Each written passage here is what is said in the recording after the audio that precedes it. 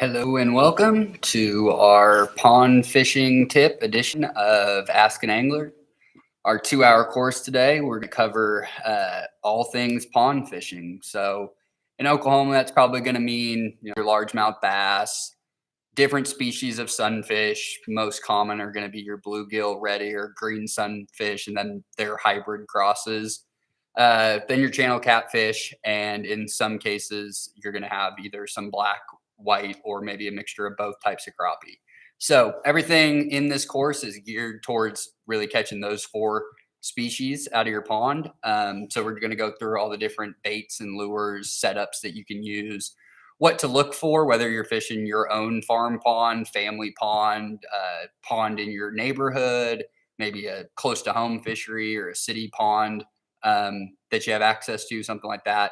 And we'll just go through what you're looking for and how you can have some success, because we're really, right now this week, we're really coming into that first week of about a 4 to 6 week window where fishing is pretty excellent in ponds statewide. So it's a great time to be out there. It's a great time to introduce somebody new to the sport. If you're here to learn for the first time, great. We're going to have lots of good tips and tricks for you.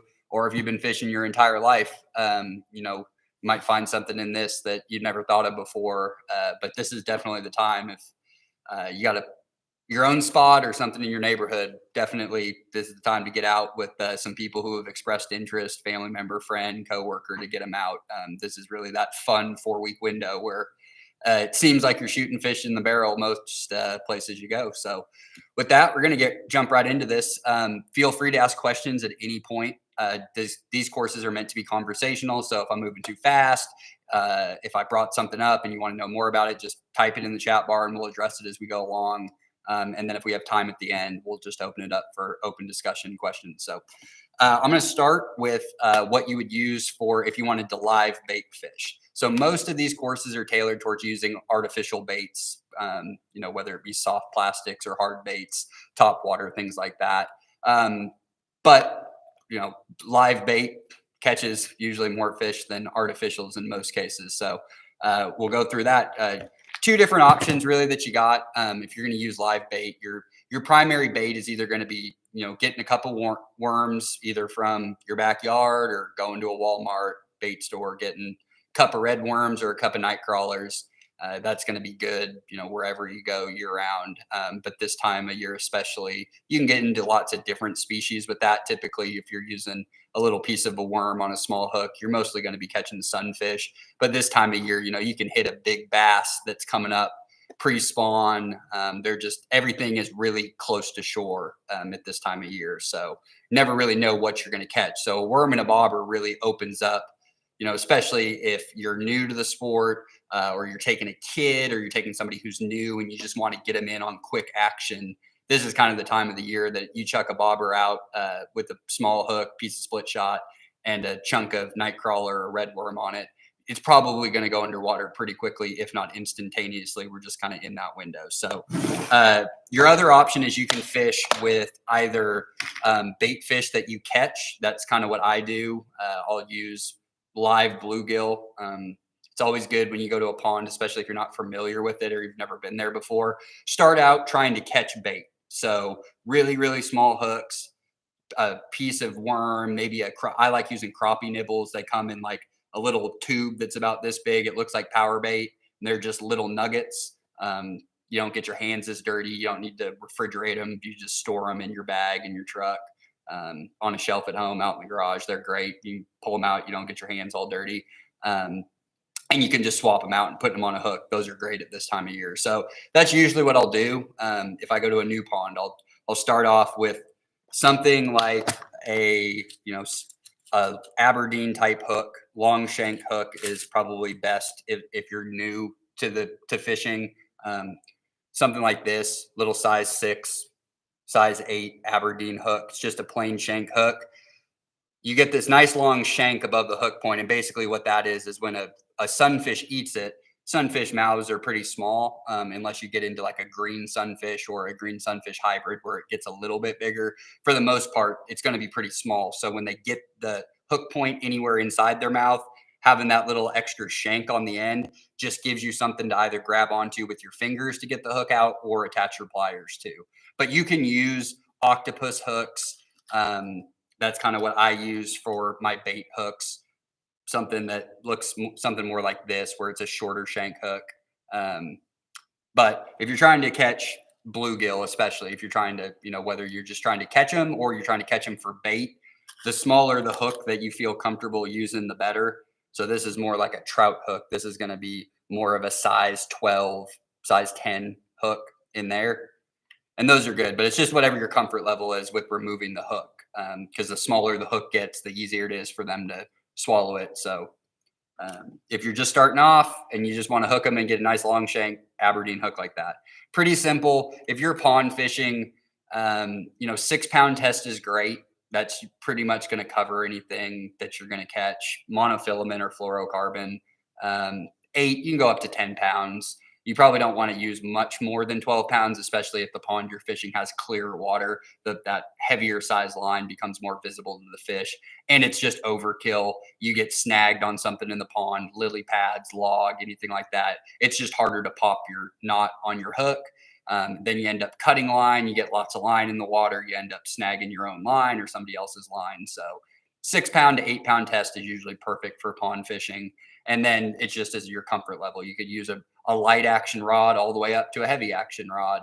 It just depends on what your comfort level is, what your gear is, what you want to use. But 6 to 8 pounds is a pretty good, that's just a good overall line to use for most fishing, no matter where you go. But it's really good in ponds. And then if you use braided line at all, you can use a 30-pound, a 50-pound, 10-pound braided line. But I recommend that if you're going to use braided line in your pond, especially if it's a shared pond, like it's a neighborhood pond, a city pond, you really don't want to be tying directly onto braid, because when you do get hung up, the odds of you being able to pop the knot are very slim. So you end up having to cut your line, and braided line floats for the most part. So it ends up in the water, and it's just really easy to snag that line. So if you're going to use braid, tie yourself on like a 2 to 3 foot leader of some kind. You could tie on a 8-pound, 10-pound, 6-pound, 7-pound leader, monofilament or fluorocarbon, with just a double uni knot.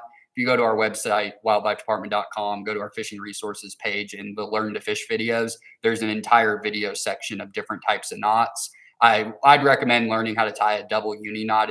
It's a really handy knot to tie. It's a connector knot, so connecting 2 different pieces of line together. And then it's going to have all your basic knots for tying hooks on and swivels and things like that. But if you're going to use braided line, I definitely recommend, especially in ponds, tying on just a little leader, just so you can pop the knot on your hook if you get snagged and you don't have to cut your line.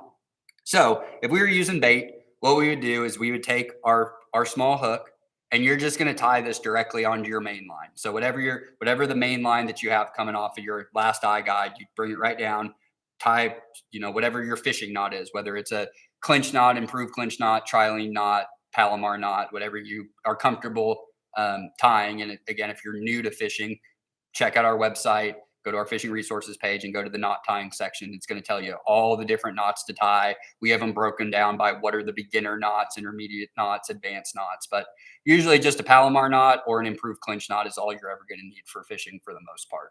So we take our small hook, size 6 to size 10, and then usually a piece of split shot, just a medium to small size piece of split shot, nothing like super big that's going to be 1/8 of an ounce.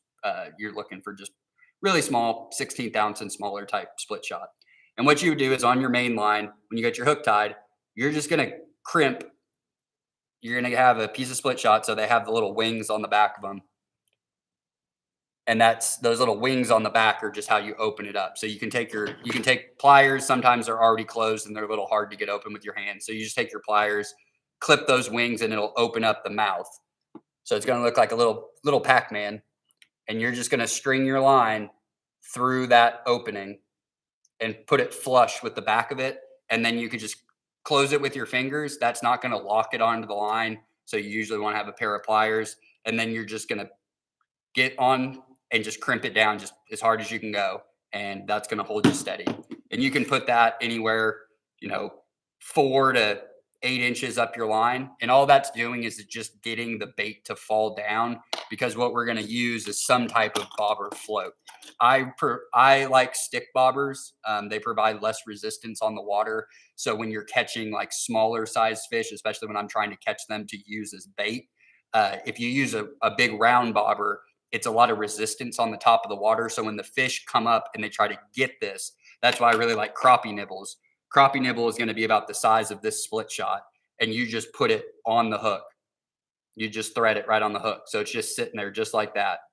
There's nothing for the small fish to come and nip at and peck it. So they usually get the whole thing. And then if you're using a stick bobber, that'll go right underwater. Or if it's a crappie, it's usually an up bite. So your bobber will just fall over.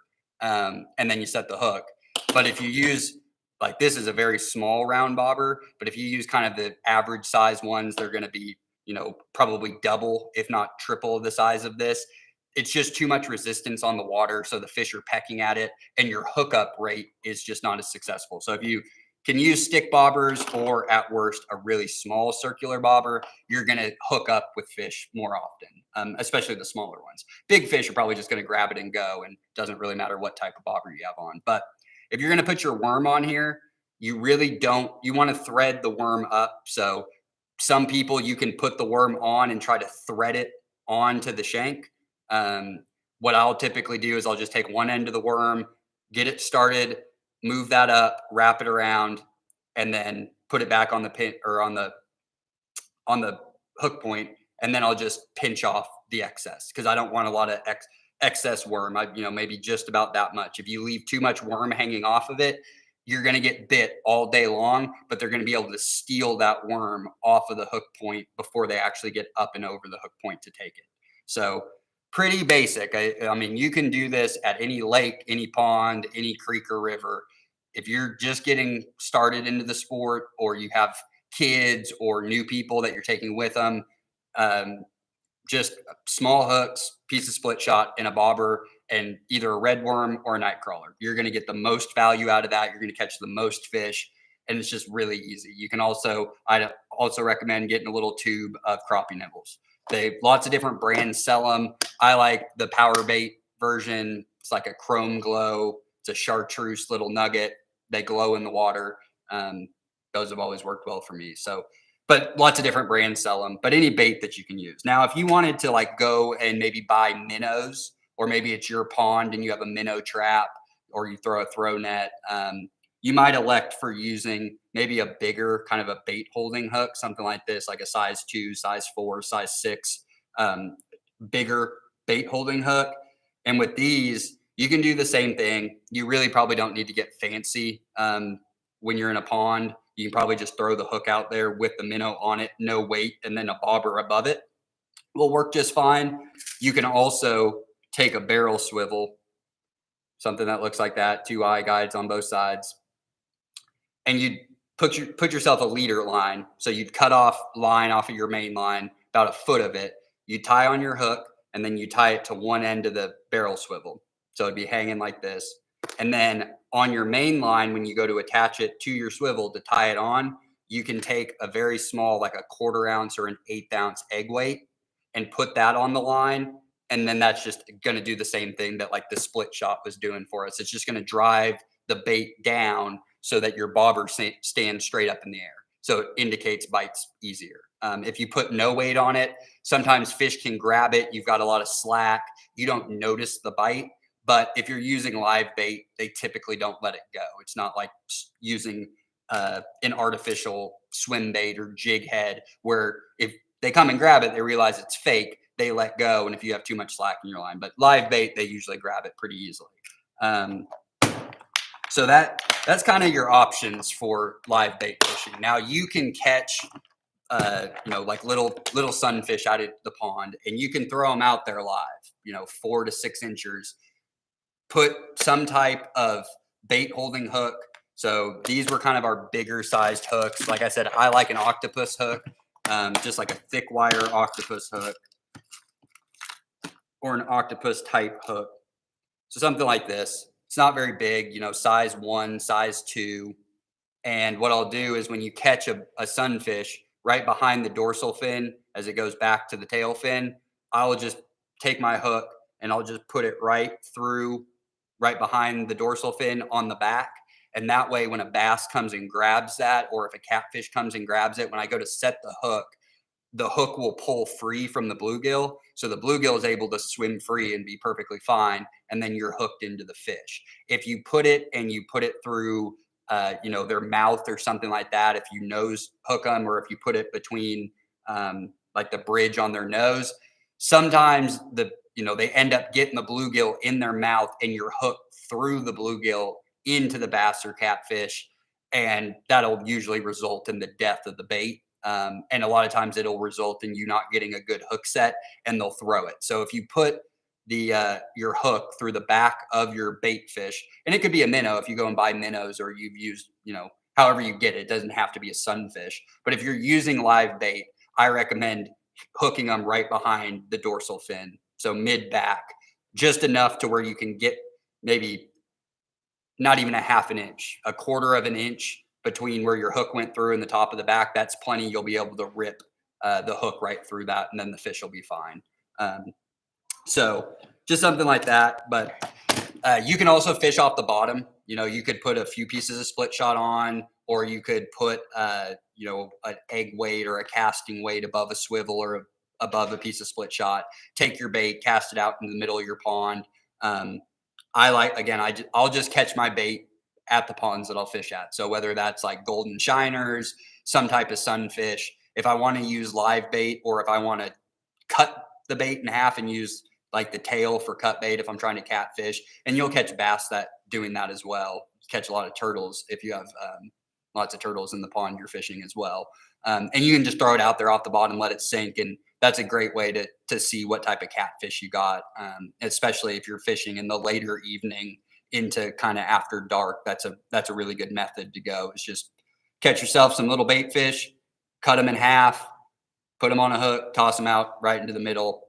Most of the time I won't even put weight on. I'll just have the hook on my main line and I'll cast it out, it'll slowly sink down to the bottom.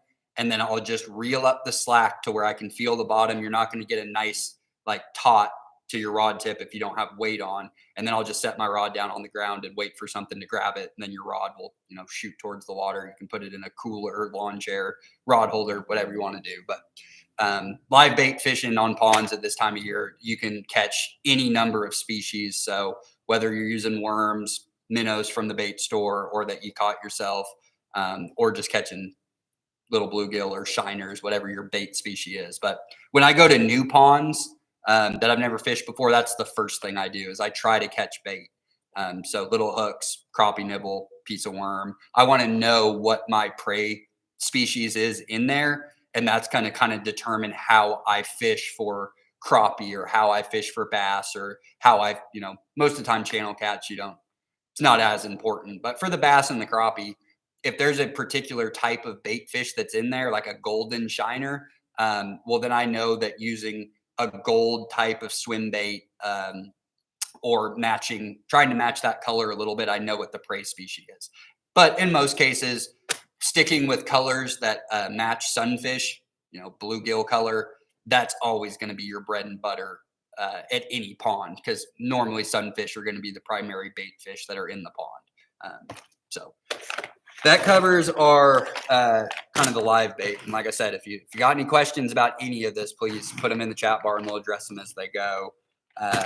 So before we get into all of our artificials here, I'm going to show you my pond fishing box. So this is my tackle box that I take to every pond that I go to. I don't take anything more than this. This is years of trial and error, dialing down what are my artificial options, what box can I build that if I take one or two rods to a pond, I know I'm going to have success. And I know on some occasions I'm going to have really good success. So this is my pond box. Fits in my back pocket or my hoodie pocket. I put keep my pair of nippers in here as well. That's all I take. Anywhere I go, I'll take this to creeks and rivers and ponds. And this is what it looks like. So basically what we have is, these are my favorite anywhere I go. They're Squirm and Squirt tube. It's a little green pumpkin with red and black flake in it. Tubes are just awesome overall, but this color scheme in particular, it's a Bass Pro brand. It's Crappie Max. It comes in 3 different sizes. So this is going to be what they call their Magnum squirt. It's a 2¼ inch. Then we have our 2-inch bag. The 2-inch and the 1.5 are fairly similar in body size. It's just the tentacles on the 2-inch are a 1/2 inch longer. So you just get a little bit more tentacle. The 2-inch are the ones that I use the least often, just because my hook point and the tentacles behind it, the fish grab the tentacles and they start ripping them off and they don't get to the hook point. So I really favor the 1.5 inch.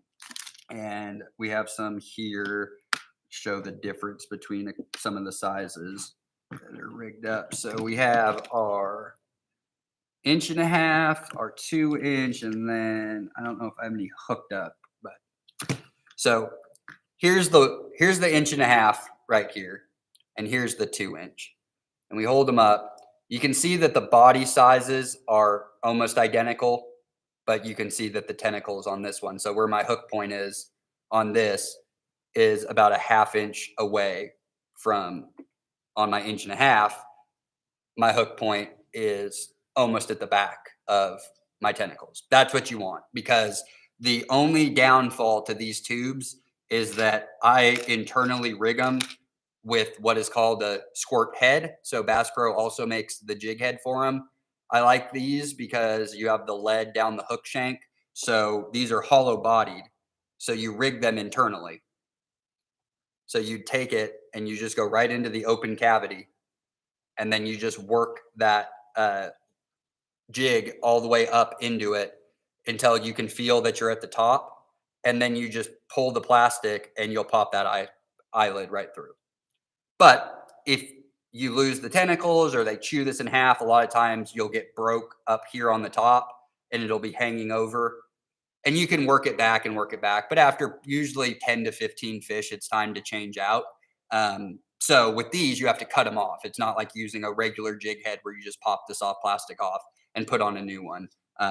But you'll get more value in ponds out of the 1.5 inch than you will out of the 2-inch. Not because you're not getting bit with these, but you're going to blow these tentacles off from sunfish hitting the back of it without getting the hook point. So you'll just go through these faster. You'll get more actual fish caught on the 1.5 inch than the 2-inch. But the 2-inch, you get a little bit more tentacle, so you get a little bit more action. So I like the 2-inch when I fish creeks and rivers. It just gives it a little bit more action when I'm floating it in the water. And usually you're fishing for smallmouth and they're not going to miss it. So it's not as big of an issue. But with sunfish, they'll rip those tentacles off pretty quickly. Now, the bigger tube, I'll usually, so this is a, let's see, this is a 1/16 ounce jig head, and this is a 32nd ounce jig head. I usually will throw a 32nd ounce jig head. I like a little bit slower fall. So I'll put a 32nd ounce jig head in the 1.5 inch. You can put a 1/16 ounce in an 1.5 inch, but not all the molds are made the same. So sometimes you'll get one that's a little bit shorter and it doesn't fit in it quite right. So typically the 1/32 ounce, and even like if you wanted to fly fish, when I'll take like a 3-weight fly rod, I'll use so here's a 1/32 right here compared to a 1/64. 1/64, even on a 1/32, but a 1/64, these are great to put a tube on a fly rod, and they fly great. This is really light, and then you get a nice light fall and a couple of quick strips. It darts them around, but these are my go-to tubes. I'll take these anywhere and outfish any other artificial that I can throw. I always keep some baby shad. So the brand I like to use is Bobby Garland, but most brands make some type of a baby shad. So your baby shad is basically just kind of a little, not too deep body it's just a pulsing tail. So when this is sitting in the water, even if you're not moving it, this is going to be more flush because it's floating. And just the pulse of the water will make that tail go without you doing anything. So this is great for finding crappie right off the bat. So I just keep a few different color schemes, but mostly in some type of chartreuse pattern. blue and chartreuse. And then this is kind of my third option. Get a little bit of the pink with yellow in it. This does a good job of like matching like golden shiners and things like that.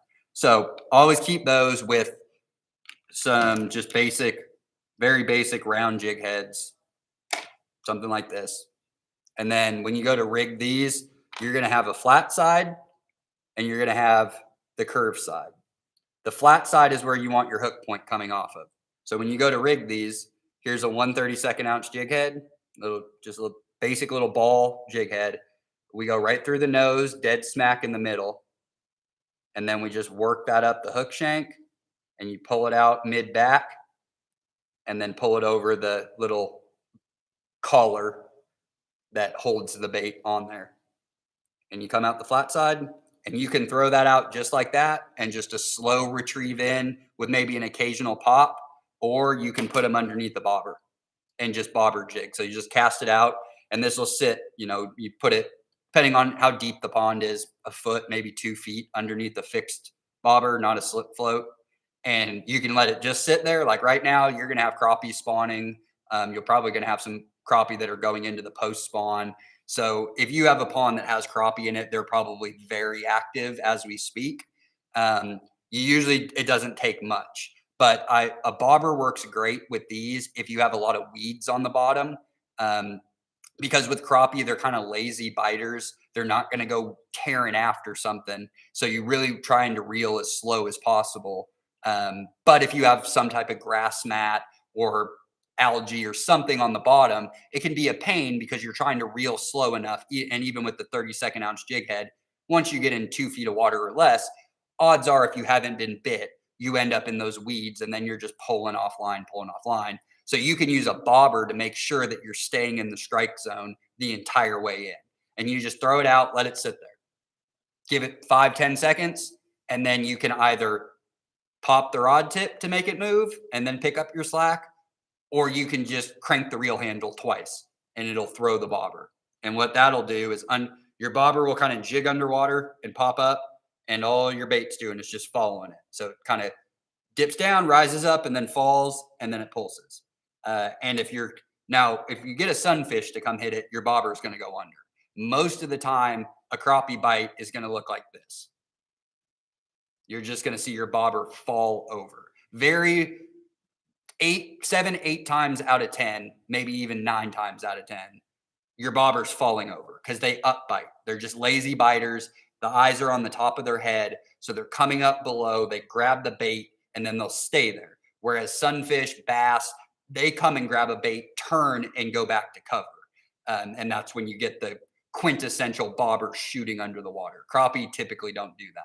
It's usually just a fall. So if you see your bobber and it's standing up nice and neat, if it starts to move, that means one of 2 things. A crappie has it, or your bait has found a hang up. It's either found the bottom or it's found some grass and it's taken the tension off the line and your bobber will fall. But once you see that bobber fall, reel a couple of times, not too fast, just enough to pick your line up.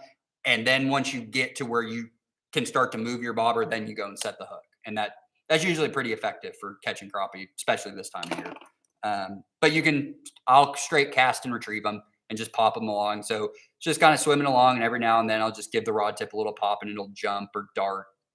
Gets good action on it. I fish the tubes the same exact way.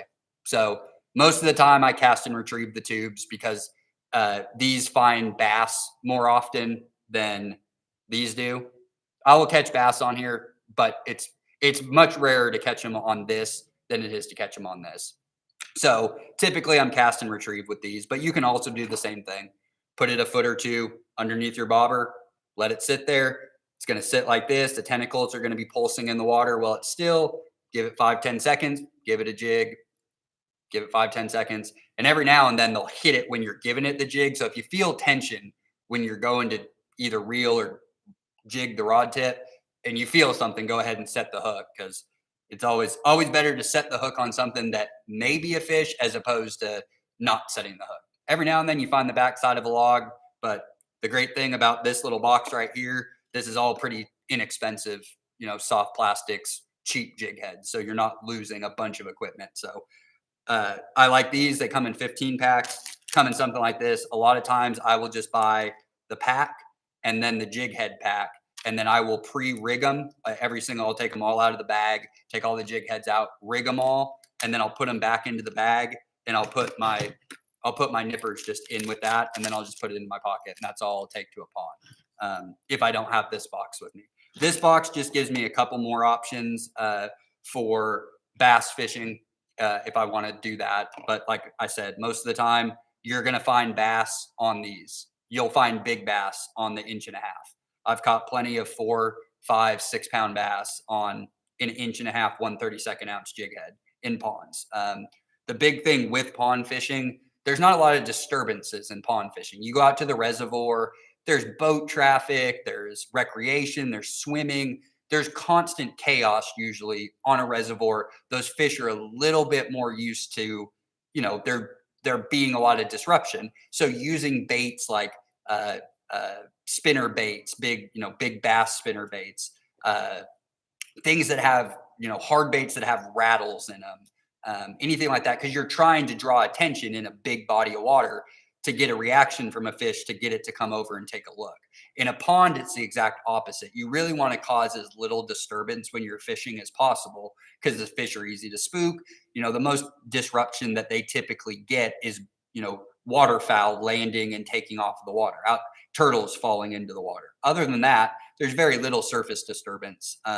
So they're used to, they're waiting for a lizard or a snake or a grasshopper to fall off of a log, or they're waiting for a bait fish to swim by. So keeping your offerings small and as weightless as possible. So, 1/8 ounce being about the heaviest ounce that you should ever be using for a jig head or for a bullet weight. Anything that you plan on casting and retrieving, an 1/8 ounce is as heavy as you need to get. Anything other than that, the fall rate's going to be really fast. It's not to say you won't pick up a bass here or there just getting a reactionary strike. But if you want to catch more numbers of fish, more variety of fish, the smaller, the more natural looking, and the slower you can fish, you're going to get bit more often. You're going to get more hookups, and you're going to surprise yourself in what you can catch using little tiny baits. So my other deals that I have in the box, these are my stick worms of choice. Again, kind of a common color theme you'll see throughout this presentation. This is a Z-Man Finesse TRD, and it is called California Craw is their color, but it's essentially a green pumpkin with red flake in it. I give myself a couple of different options to fish these. I have my little Owner SSW wide gap octopus style hook. They're a thick wire hook is why I like them. My hook point, I keep them. You'll see hook points that kind of angle back towards the eye guide. These ones are parallel with each other. So you get nice hook sets. It's usually in the top of the mouth. This is just my go-to hook for either wacky rigging it. These float. These won't sink like most plastics do. So if I am going to fish this wacky style, I do need a piece of split shot a couple inches up to get it to fall. But you just go right dead center into the soft plastic and come right through the back. So it would just sit on there like that. And if it wasn't the Z-Man brand, if it was like a Yums or a Gary Yamamoto, any of the brands that make different size stick worms, typically if it wasn't this Z-Man, because the proprietary blend, they float, they don't sink. I don't use weight at all. So if I had, a bigger, these are like Yum Dingers. If I was using something like this is going to sink. It's a little bit bigger. It's going to be about 2 inches bigger than our TRD. But I would put this on. I would put no weight. I would just cast it out. And if you're going to wacky rig any type of worm, you can, again, this is just my hook of choice. You can use really any hook that you want to wacky rig. You can use a bigger bass hook, like a 1/0 to 5/0, just offset worm hook. But really anything that you just have a wide enough gap that when a fish gets it, you're not affecting. If the gap's too small, sometimes you can't get that hook point to go in. As long as that's wide enough, you're fine. So it doesn't really matter what type of hook.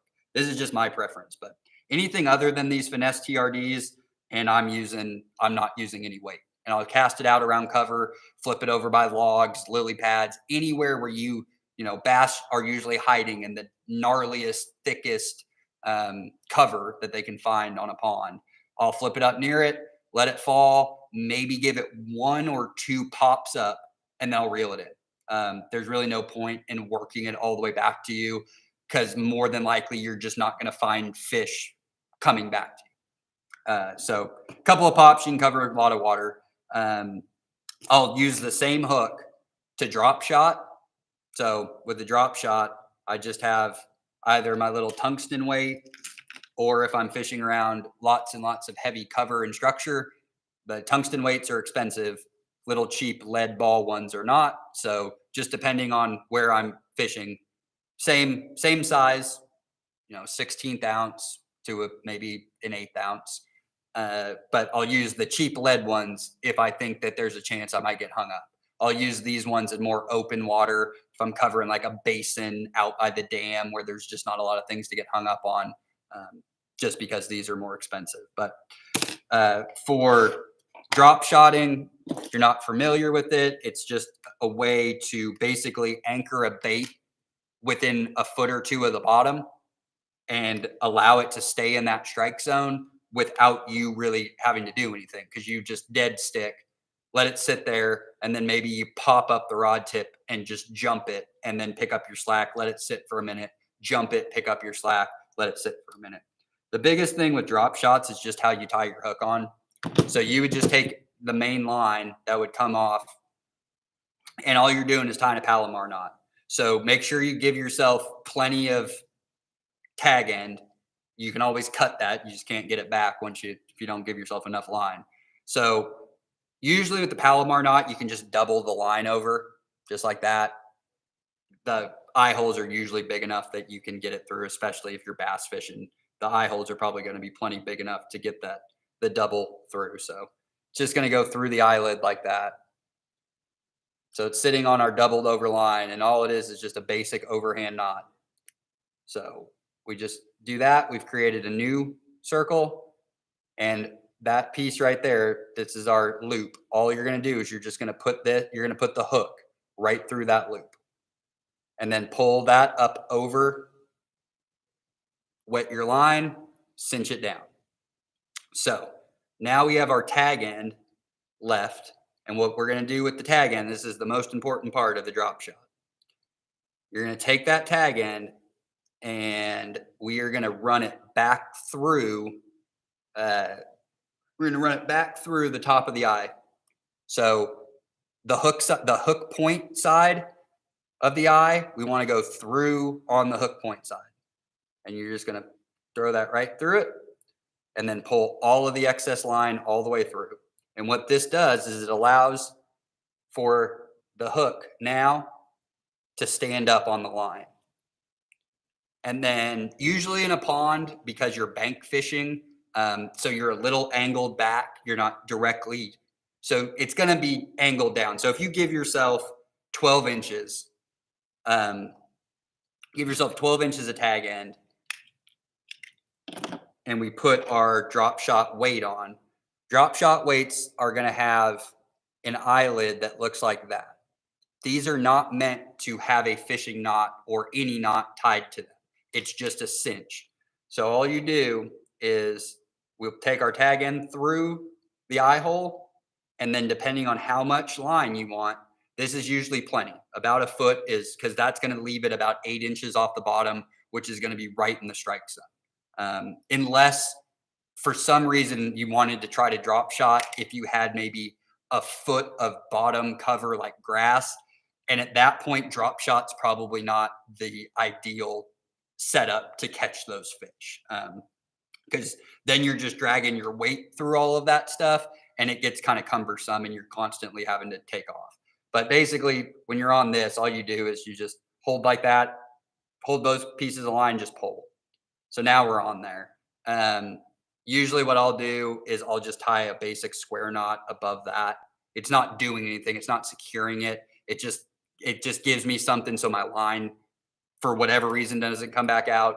And then I'll clip the tag end, leaving just a little bit off of it, just so it can really, that first fish you catch or the first snag that you get it hung on, it really secures that end. But if you try to tie a fishing knot on that, you will snap it every time you go to cinch it tight, it's going to snap.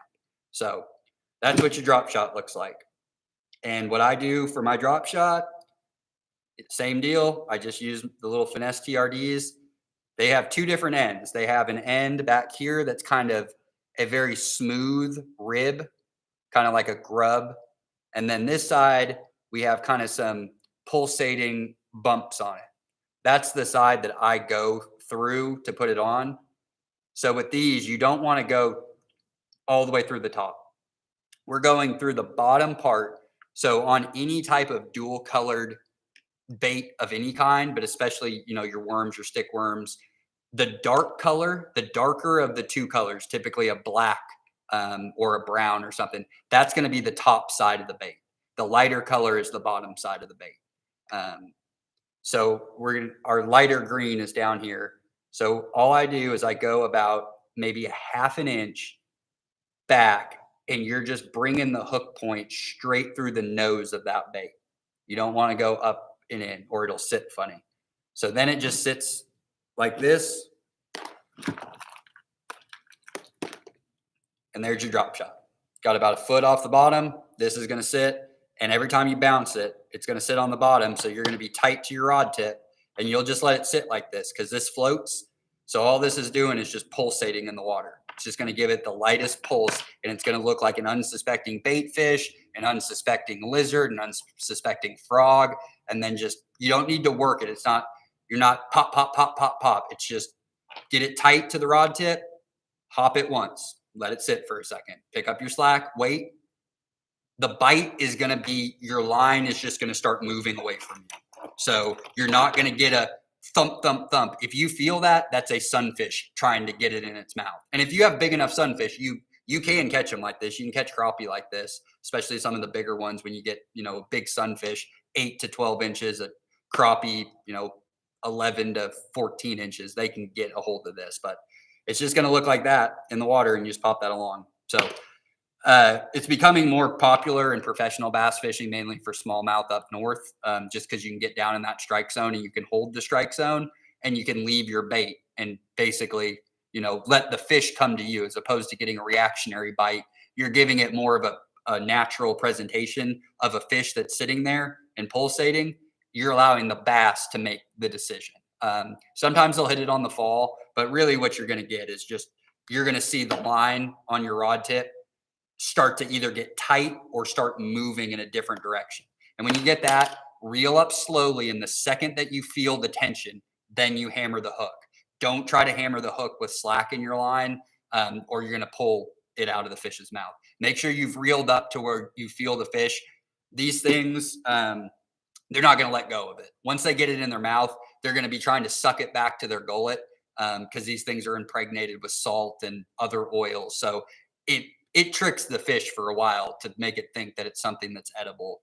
So you got a few seconds to be able to reel up tight and then hammer the hook. But just an option that is kind of overlooked in pond fishing, really, because it's not that necessary. You can catch them by just wacky rigging or using an offset hook to make a stick worm or a lizard or some type of creature bait like a brush hog, mud bug, anything like that. You can just weightless, weedless them on a big offset hook and slowly reel or pop and let them fall. So there's lots of different options for bass. But when I pond fish, I really try to be a multi-species just because you get lots of pleasant surprises when you fish ponds. You hit a 7 or 8 pound largemouth out of nowhere, or you tag a really big crappie or a really big sunfish. Occasionally you catch other non-game species, like if there's big shiners that are in there, you catch a 14, 16-inch golden shiner that's like a trout. So using smaller baits like tubes, just little natural baits, little grubs, little creature baits, but kind of in that 1.5, 2-inch variety on a 32nd ounce to 16th ounce, you're just going to get bit more often, and you're going to have a better hookup success rate. So And then in that box, I also have my trusty little Ned heads. So these come in kind of odd sizes. They don't come in even sizes. So like you have like a 1/10, a 1/15, a 1/5, a 1/6 ounce, as opposed to your typical 4th, 8th, 16th, 32nd. But they just look like this little mushroom head. They have a bait holding clip back here. You can string one of those stick worms straight up these. So if you were to put it on, same thing, going in on the ball side where they have the little bumps on them, and you'd want the your bait's basically falling like this. So which side you come out of isn't as important because it's not fishing a horizontal presentation. It's more of a vertical hop and fall. So you would just go right through that and then thread it up, and it would sit on that. And then that little bait holding clip, especially with something like this, you can have one of these tied on to your rod all summer long. The proprietary blend, you can stretch them way out and they go right back. So they don't lose, you can't really compromise them. So when they're getting bit by fish, you can catch hundreds of fish on the same bait because they can't break it. Like something like this, like a yum dinger, if I pull this, I rip it in half. So a fish can do that as well. Fish grabs it, little sandpaper teeth, they can break these in half. These little TRDs, really any of Z-Man's new elastic plastic baits, you get a lot of mileage out of them. The only thing with these is that you need to rig them perfectly the first go around because you don't get a second chance. The second that the barb gets into this, if you have to start trying to move it around and you didn't get it on there just right, you're going to kind of rip the guts in the middle of the plastic, and that will actually compromise it. But if you're just putting the hook in on the jig head or whatever the first go around, these are a great value because you can catch a lot of fish on them without them breaking, which is great. But do not store them with anything but themselves. So the same color, the same size, whatever the chemicals that are in this, if you put them with different types of even the same stick but a different color, they will melt together. And if you use any of the Z-Man products, like something like these aren't quite as bad. These are their little goats and baby goats. These ones are okay because it's pretty thin back here, but they do make, see if I have some, they do make kind of a stick worm that has a little tail on the end of it, little tentacle tails. These ones, if you do not put them in the box, it's better to just leave them in the plastic that they come in. Just leave them in that plastic, put that in your pocket, put that in your backpack. Because if you try to store them in an actual tackle box, if you allow them to kind of get smushed up against the side and they bend, if you don't correct that bend within a day or two, they will get stuck that way and it pretty much compromises the bait. So just something to pay attention to if you are purchasing the Z-Man elastic soft baits. If you don't, it's best just to leave them in their plastic bag by themselves. Keep them out of super hot heat or they will melt to each other in the bags.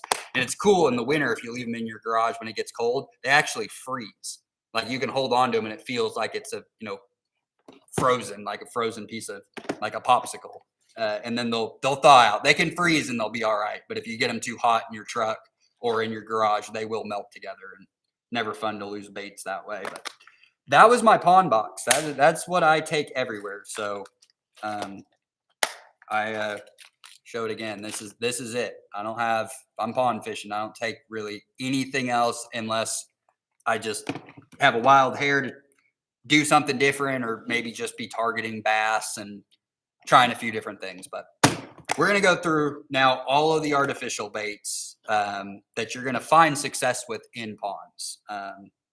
And we'll kind of go through what you're looking for when you're pond fishing. So whether it's your own pond or you're going to a city pond or somewhere you've never been before, just the things to look for to help you have success off the bat. All fishing is trial and error. So anytime you go somewhere new or fish something, it's fishing. It's not It's not always catching. But this time of year is, you go to ponds, you're going to find success. So the big thing is going to be, what's your water clarity? On ponds that are clay year round, so they're always going to have that red tint to them year round. That's not just, we got a hard rain, or maybe there's an inflowing creek into the pond that kind of stains it. It's not quite red, but it's, a little dirty. Those are going to kind of determine what colors you should be looking for. Green pumpkin as a base color should always be your primary, no matter what you're fishing for. Crappie, bass, sunfish, green pumpkin as a base it's hard to beat that.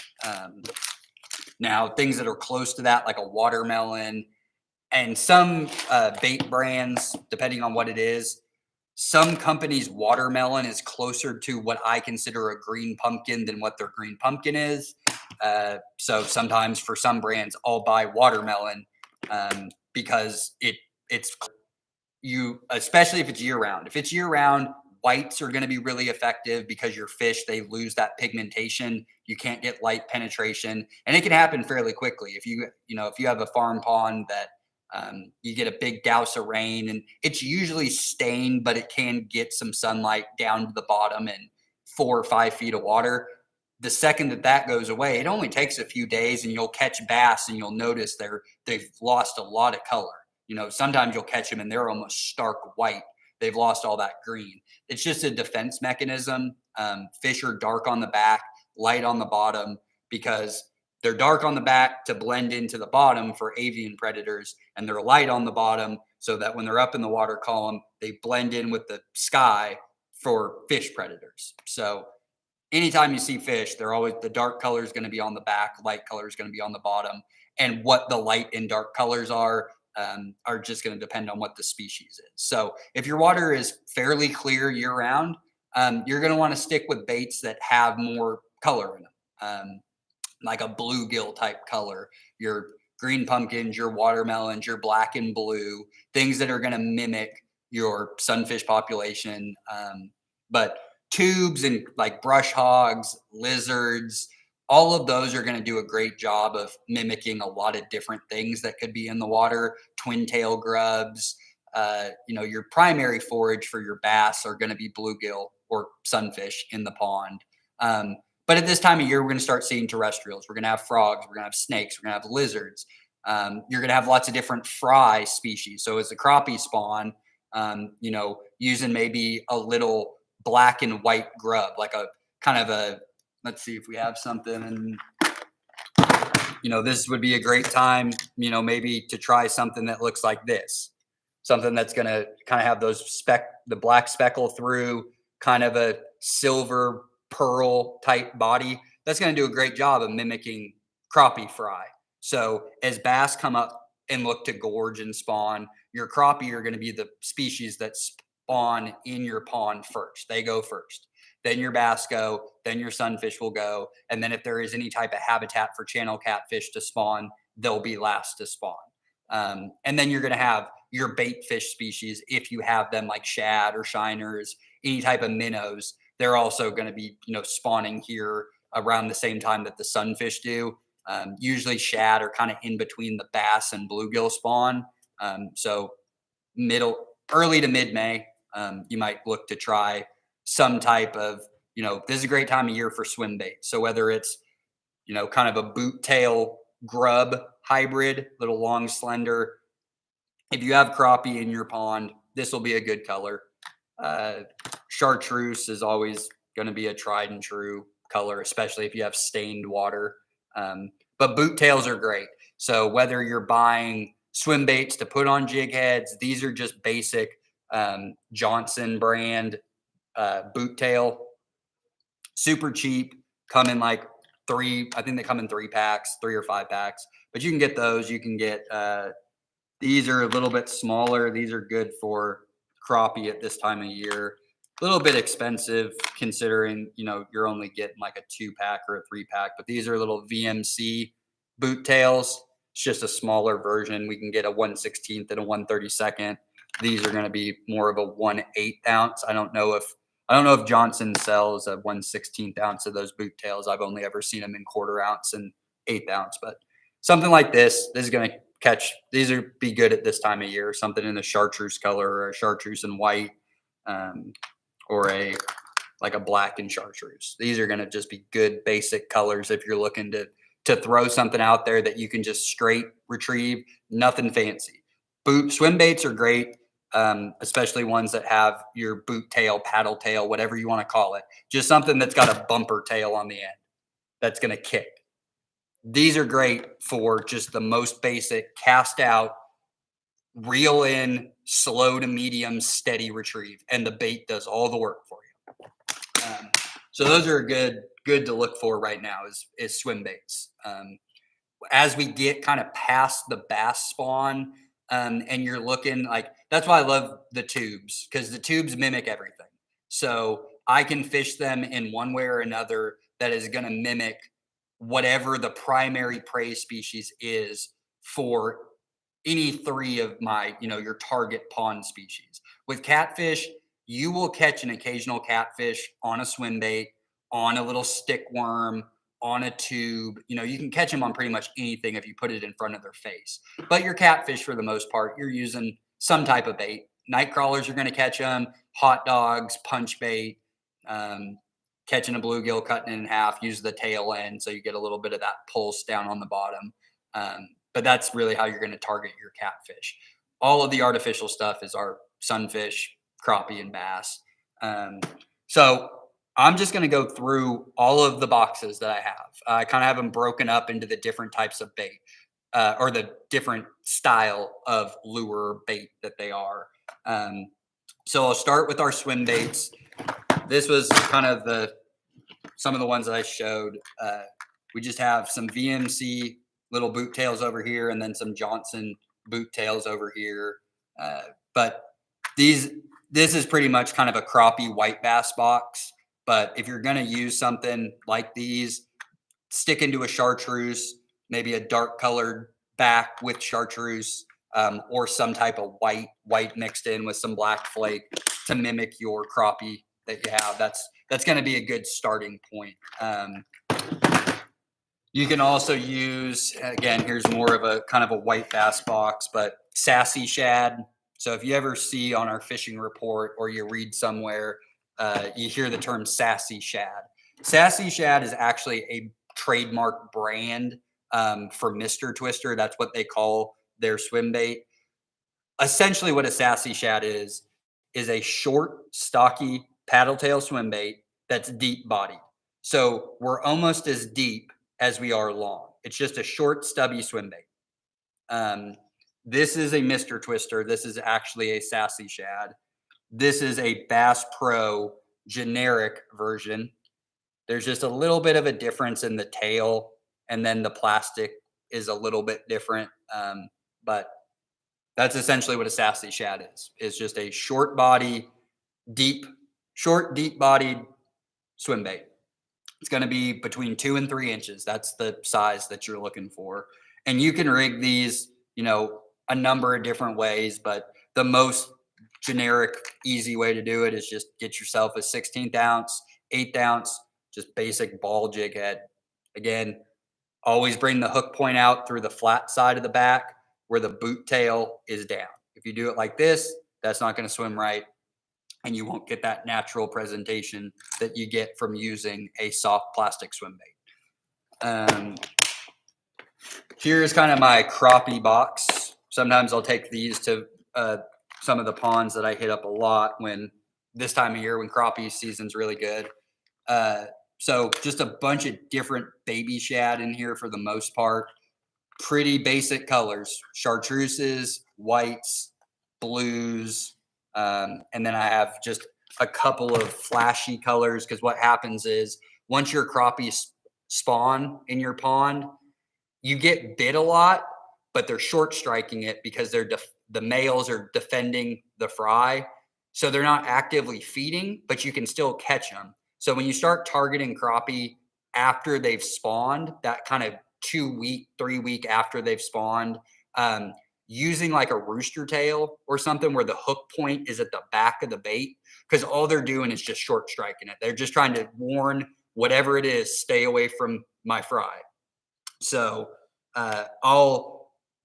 you typically move away from this because our hook point is way too far away from our tail. But and then just some type of ribbed full body tube. These are called a joker. It's got 3 tentacles. You just put a ball jig head on that, swing it below a bobber, or just slowly reel it in. But nothing too fancy in this box. You can get some of the bumper tail, little baby shad as well. But your primary colors are always going to be chartreuse, some form of chartreuse as a dual color, white, silver. You really don't need to get anything other than that. Now, once the crappie are in post spawn and you're still trying to maybe do some management in your pond, clean out as many crappie as you can, because if it is your pond or maybe it's a neighborhood pond that you like to fish and you take a lot of pride in it, when you get the opportunity, clean crappie out. They will take over a pond. They can significantly impact the bass fishing. And most people, when they go pond fishing, that's kind of what you're going for. You go pond fishing to catch your largemouth bass. You get the opportunity once or twice a year to try to catch, a really big fish, something that's over 4 pounds.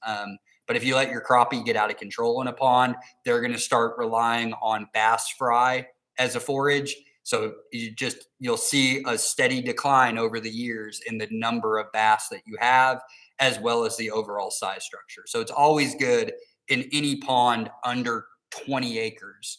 And at that point, we're pretty much talking about a lake. So anything that you consider a pond, keep crappie if you can.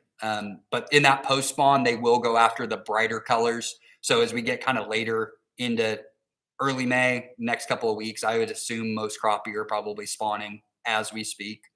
It'll probably be over with here in the next week or two, especially in ponds, because water temps will come up really quick in those ponds. And your ideal water temperature for fishing in a pond is between 62 and 72 degrees. Those crappie are going to be spawning right kind of on the lower end of that, right around 62 degrees. Your largemouth are going to be in the mid 60s to high 60s. And then once you kind of get over 70, right around 70, your sunfish will spawn. So that's typically usually a 4 to 6 week window where fishing is just lights out in ponds for every species. You're catching them kind of all in the same place. It's just a fun time of year to fish. So then more baby shad, some brighter. So like in the post spawn, some of the colors I don't use as often, like bright pinks, something like this. You can use these during the post spawn because the crappie are just they're trying to protect. So the flashier, kind of the better, and then the closer you can get your hook point to the back of the bait, the more success you're going to have with hooking up. Because it might feel like you're getting bit by really small fish, but it's not. It's the same size fish you were catching during the pre-spawn. They're just not trying to eat the bait. They're just trying to warn it. So you get a lot of short strikes. Pre-molded swim baits. These are really effective in ponds. So Storm is the main brand that you're going to see that kind of popularized the pre-molded swim bait. But lots of generic brands. Almost every brand has some type of pre-molded swim bait. These are my favorite. This is just going to be the smallest version they make, and it's just a little bluegill. It's got the nice little chartreuse tail on the back to draw attention. You got good banding through it. It's got the little piece of metallic metal on the inside to mimic the iridescent flash. These are great. These are going to catch big crappie. You'll catch big sunfish, and then you're obviously going to get into bass with these. So these are great come middle of May. You're going to catch fish on them now, but those bass are really going to start once they finish their spawn.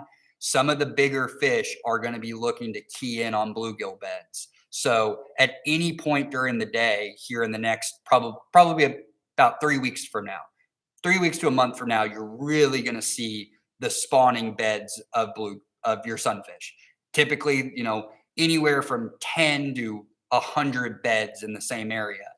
Running these along the outskirts of those bedding areas you can find some of your bigger bass in your pond with this, because they're going to really start keying in on the sunfish fry once they finish their spawn, and as those bluegills start to get into there.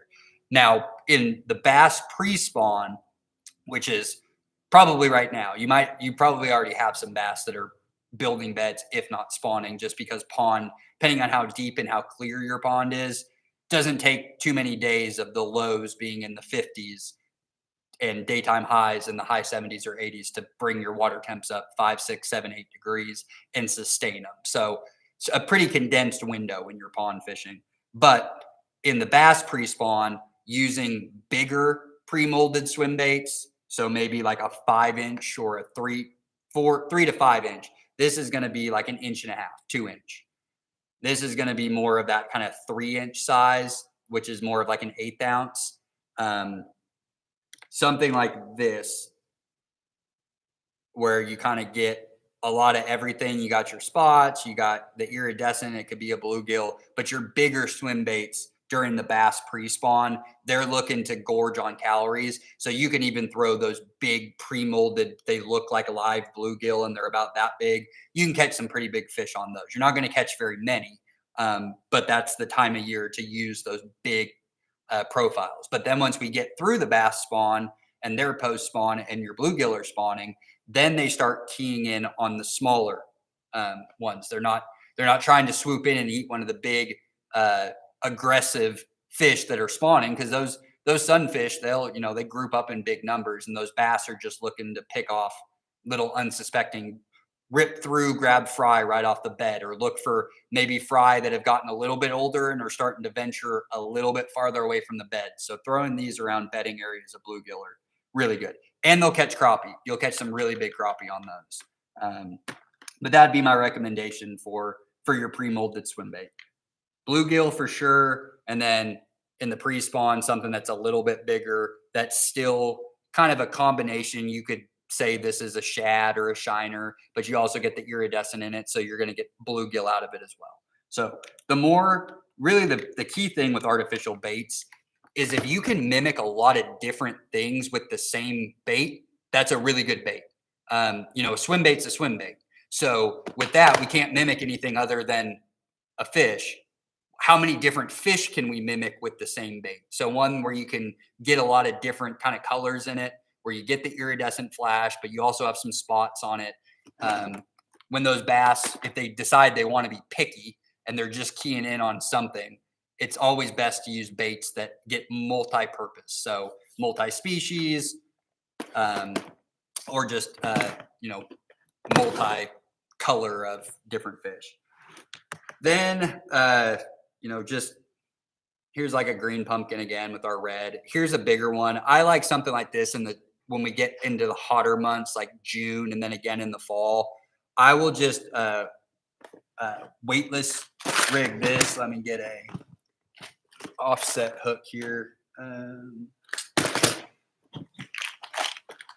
So with something like this, they have you'll find baits that are either full body, but a lot of them will have kind of this in their belly.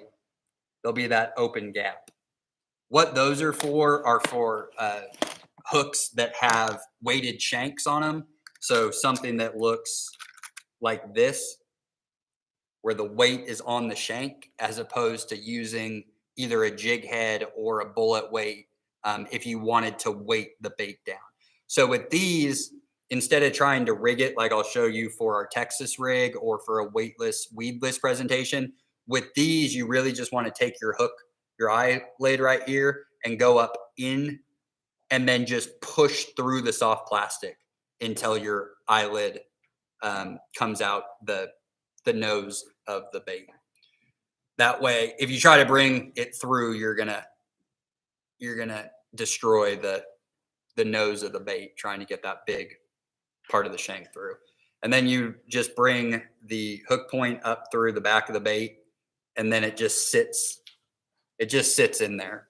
So your weight is in here, and then you would just tie to this one kind of has a longer than usual nose on it, but usually it's a little shorter nose, and that eye hole pops right out. But I don't really use the weighted like these in ponds, it's just too much. You don't need this much weight. You could use one that's got a smaller, something like that, but you usually get everything you need out of it by just either using like a 16th ounce bullet weight or an 1/8 ounce bullet weight, something like this, where you're just running a normal offset hook. For most bass lure or bass soft plastics, 3/0 to 5/0 is what you're looking for. Um, there's not a huge difference between those hooks. Once you get to like 2/0, 1/0, they start to get a little small.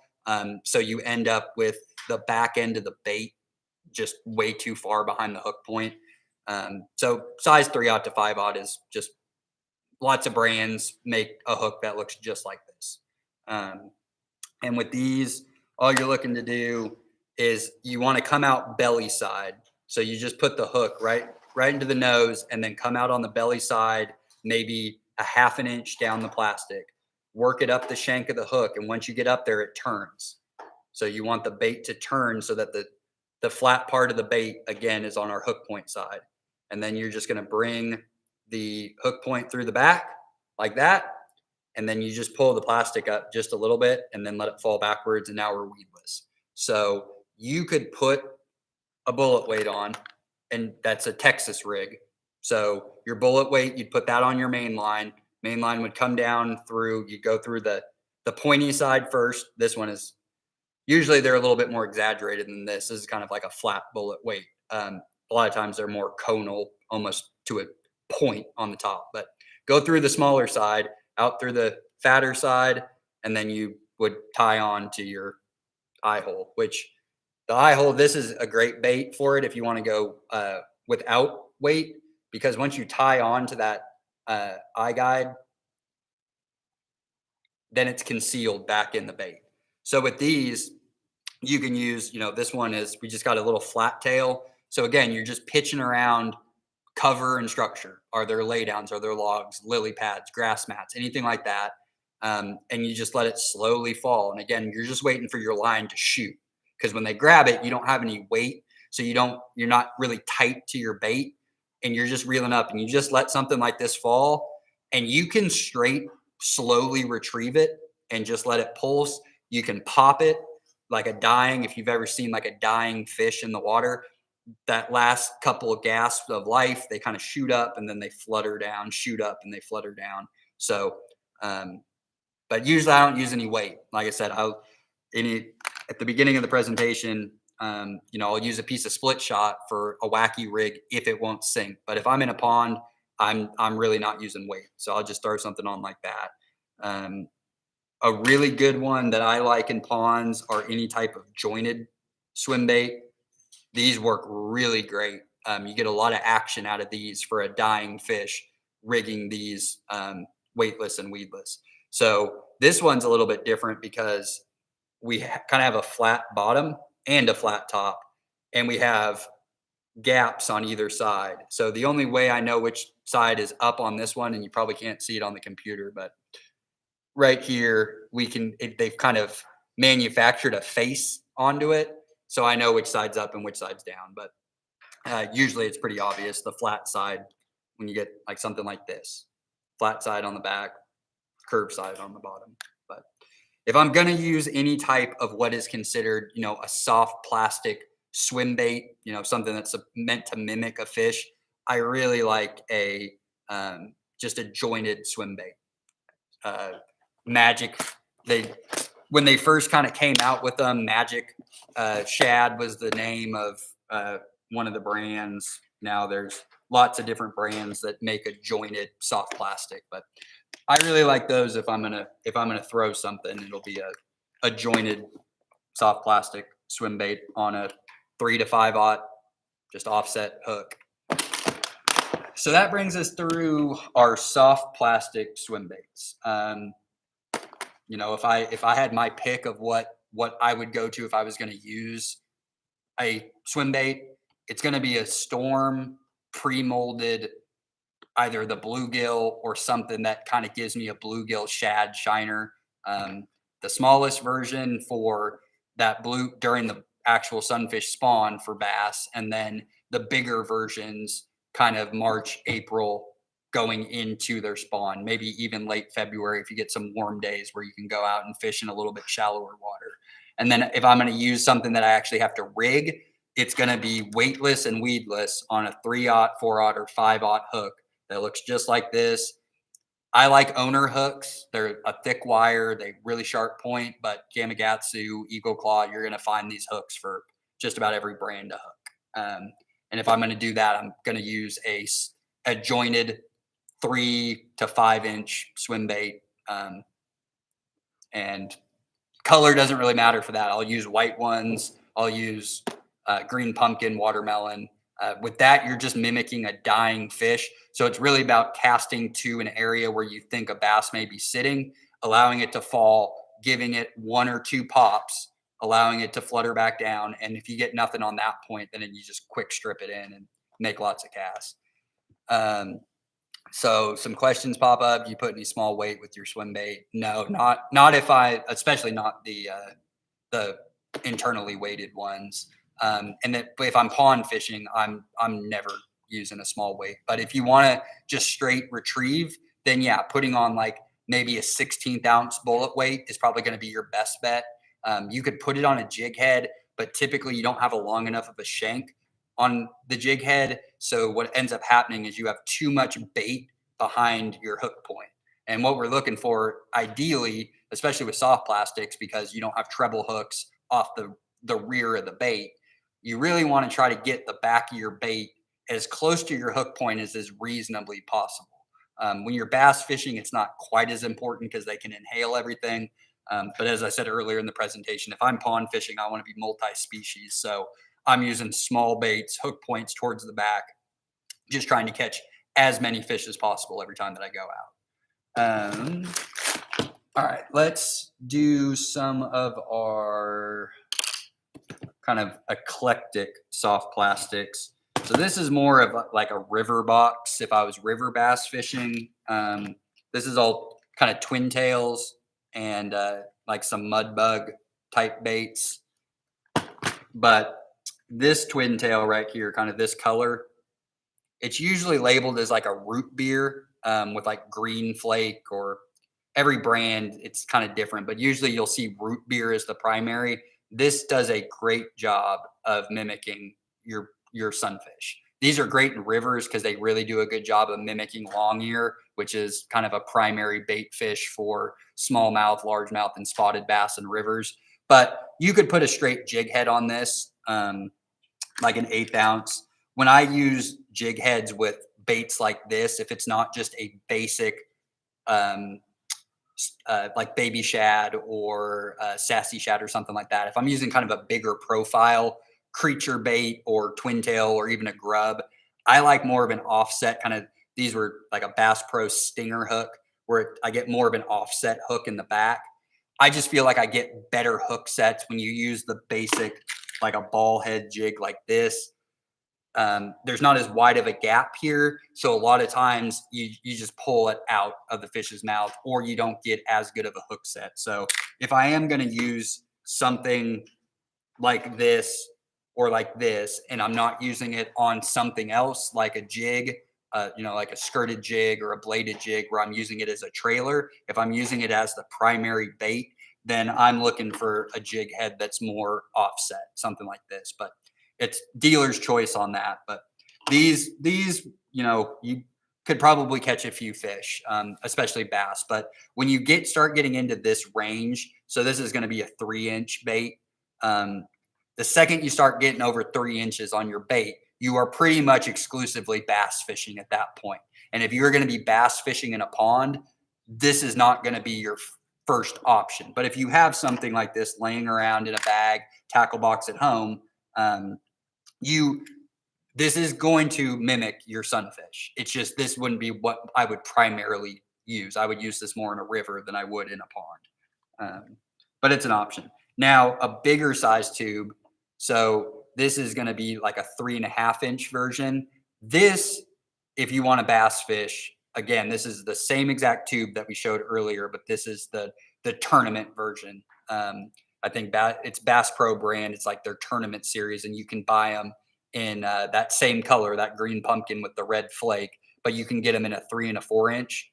And with these, you can't really find these are kind of the best jig head that I found. I still get a little bit down the body. The big thing with tubes is that because you most of the time are internally rigging them. Now you can throw them on a net head, but the bigger ones like this, there's so much gap on the inside that it's kind of hard to pinch them to get on that bait clip and hold them on that bait clip.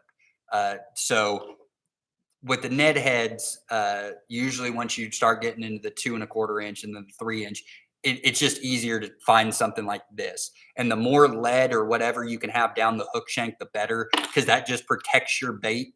Because it's so open in there. If the fish are able to do this and smash it, it means they can get their little sandpaper teeth on it, and it'll just, you want to get as many fish out of the same bait as possible. So having a hook shank that's got some type of lead on it that just gives you a little bit extra when they bite it, it doesn't do as much damage to your tube. But these are a good option. The bigger tube, you're not going to catch sunfish or crappie on this. This is too big, but it's a great bass bait. Let's see. This is my smallmouth box for creeks and rivers, but you can get some value out of stuff that's in here. Like a white fluke, weightless and weedless, doing the same thing, letting it pop. And then we have a couple different of our stick worms, little kind of a stick worm with little tube tails on the end. Lots of Ned heads in here, some offset hooks. I don't really recommend using any subsurface hard baits when you're fishing in ponds. So that's going to be your crankbaits, your spinner baits. I'm going to show some of those because there is a time and a place for them, but overall, you really shouldn't be using hard baits in a pond. Like I talked about earlier, that's just a lot of disruption in the water that they're not used to. You don't need all of that to get their attention. It's smaller water. It's really good for casting accuracy. You're just picking fish off because, it's a pond. It's not a reservoir. They can't go everywhere. So it's not as important to be getting reactionary bites. But if you do get stained water, especially in the spring rains, something like a bladed jig. Most people know them as a chatterbait. That's what Z-Man's brand is, but it's just a bladed jig with a skirt. And any type of trailer on here is going to work for you. You can really mix and match it up. Again, a green pumpkin is my base color. And then, you can thread a stick worm up it. This one is a little small for this. You're not going to get a lot of tail action off of this. So I would probably elect to use, where'd that small box of them go? I would use something that would a little bit bigger, something in this size. So I'm getting at least an inch or two of tail off the back when you're swimming it. But stick worms work great as a trailer. You could put on like a chunk of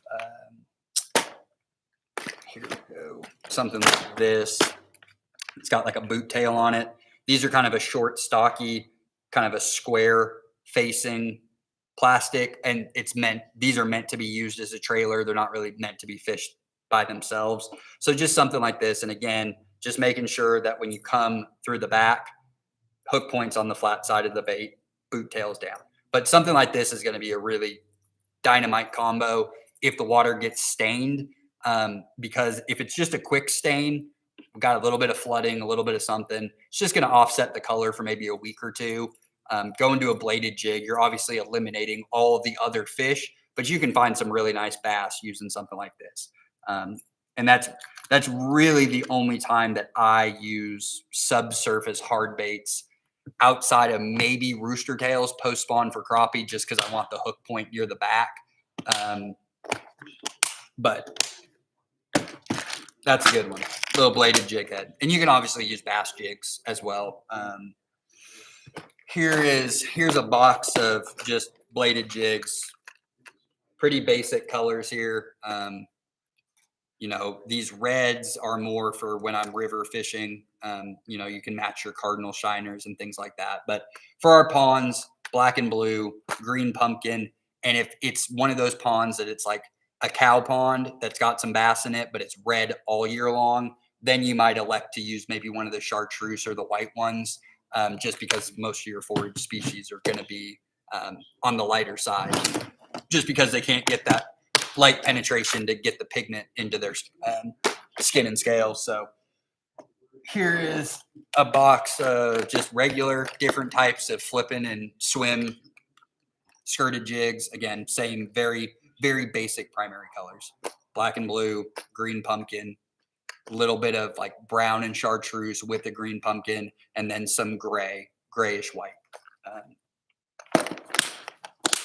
You can throw those, you can throw a skirted jig or a skirted bladed jig by themselves, but typically accompanying them with either a brush hog or a stickworm or a little like pork, they call them your little frog or your pork off the back, just some type of little trailer that's got either two swimmers off of the back of it or something that really pulses well, like a stickworm. Things that you're not really using as a trailer would be like a curly tail worm. Let's see if we have curly tail worm somewhere around here. But like your trick worm, something that's kind of long and skinny, you can use these as a trailer, but these are probably going to be better suited for a drop shot or putting on just a basic jig head or a Ned head and working these along the bottom, because they're a little bit slender. They're not going to give off as much vibration if they're used as a trailer. But these are some good colors, especially as we get into the summer. This is going to do a good job. That's pretty spot on of bluegill. When you take bluegill out of the water, especially if it's not like a full size male who's going to be really dark blue with a big red underbelly, most of your juvenile and your female fish, they're going to have that kind of iridescent through the yellow, kind of like a turkey has on its feathers. So something that's I believe they call it like cotton candy.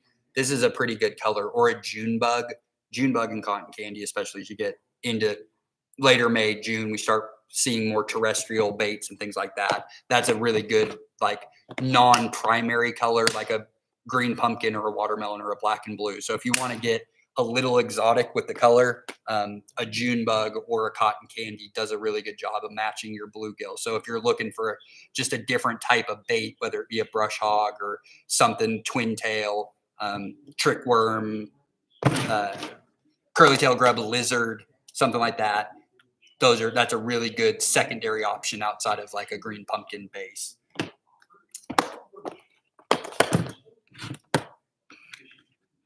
I like these colors a lot for ponds. You can either wacky rig these, and these are full size stickworm. So these are going to be 5-inch, 6-inch. This is a Yamamoto. This is a Yum. Yamamotos, you get a little better action on them, but they're more expensive and they break easier. So, a pack of these I think they come in 8 packs. Sometimes you go through them, that's 12 fish and you've used up all 8 of them. These Yums stay together. It's not quite as soft, so the action is a little bit faster. This one is more of a pulse when it's in the water. It's a little bit of a softer plastic, but I like these colors. Kind of the Halloween and something like this. Just we get the nice black back and they just flutter down. But you can also do kind of a Texas style rig, but instead of it having the bullet weight, it would just be weightless and weedless. So again, dark side is our back, light side's our bottom. So we go right through the nose, come down like 1/4 of an inch, come out that light colored side, work it up the hook shank, turn it when it gets to the eye. So the back dark side is on our hook point side, and then we just come right through, usually on an offset hook, 3 to 5/0. They have a kind of like a regular worm. We have that little soft spot in the middle. So putting the hook point not quite halfway back, but about 1/3 of the way through that, just so you're flush. You don't want it to be too short where you're trying to like drag it, like you have to stretch it to get it on there, but you also don't want to go too far back where you've got too much bulk up here. It should just sit nice and flush like that. And so you can throw it out like that and it'll fall and your tail will pulsate and you can just slowly retrieve this and that back end kicks on it kind of like a curly tail worm will. But they're a little bit more effective than a curly tail. And you can just fish them so many different ways, just like this. You can pull them up and then flutter them down, or you can just straight retrieve them in. But stick worms are really your best friend, especially if you just want to bass fish. You're not interested in catching sunfish or crappie or anything like that. Going with the 3 to 5/0 hook and some type of 5-inch, whatever brand of a stick worm, and either rigging it just like that, weightless and weedless, or even with the same exact hook, just going wacky rigged. Just like that. No weight, very basic, cast it out, let it flutter down, wait for your line to shoot. Some other colors, here's the June bug color I was talking about. It's kind of a very dark bluish purple is the base color, and then it's got kind of that iridescent flake flash. This is really good color as a secondary option once we start to get into May and June. It's that little June bug color. And then just, basic again, watermelons, green pumpkins, black flake in them, red flake in them. Maybe something a little exotic every now and then. Kind of looks like a nightcrawler type. We got the iridescent on it, but again, you could match this as a bluegill or any type of sunfish. But stick worms are your best friend when you're in a pond, weightless, weedless, either wacky rigged or Texas rigged, just without the bullet weight. Got a couple more soft plastics left, and then let's see. Got another question on there. Any tips for the ponds at Lexington? Yeah, worm in a bobber or the tubes that I showed earlier, little squirm and squirt tubes. Those are gonna do very well in there, or little swim baits like the Storm, the bluegill one. I would do that. And if you're looking to do bass, like I said, let's find that box again. But if anybody's hopped on this later, wasn't here at the beginning.